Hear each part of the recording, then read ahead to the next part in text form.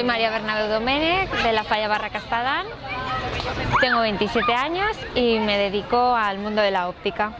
No me lo creía, no me lo creía. Lo primero que me acordé fue de mi familia, de mis padres, de mi novio, de todos.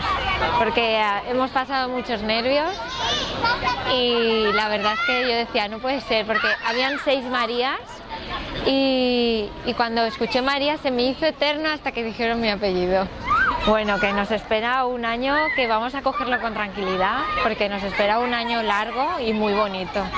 Porque soy valenciana de siempre, vivo en las fallas desde bien pequeñita y creo que es como una fallera de toda la vida, creo que es a lo máximo que puedes llegar a ser.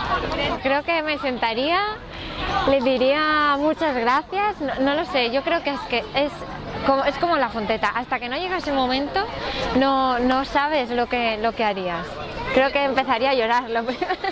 A mí no me gustaría que quitaran la llamada, que creo que te llame el alcalde, vas a representar a Valencia y que te llame el alcalde es muy importante, ¿no?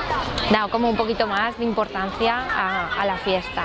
Si quieren sacar a la Fallera Mayor de Valencia en la fonteta, bueno, pero que lo digan a los 2 días o a la semana, no lo sé. Mi color preferido es el verde, pero el verde ya lo tengo, entonces el verde lo descartaría.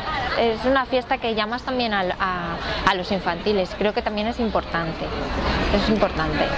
Bueno, está un poquito así que pasará, ¿no? Pero bueno, ya lo hemos hablado, él me tiene que apoyar, igual que yo en ratos libres que tenga estaré con él y hay que llevarlo, que es un año y un poquito más, pero creo que lo llevaremos bien.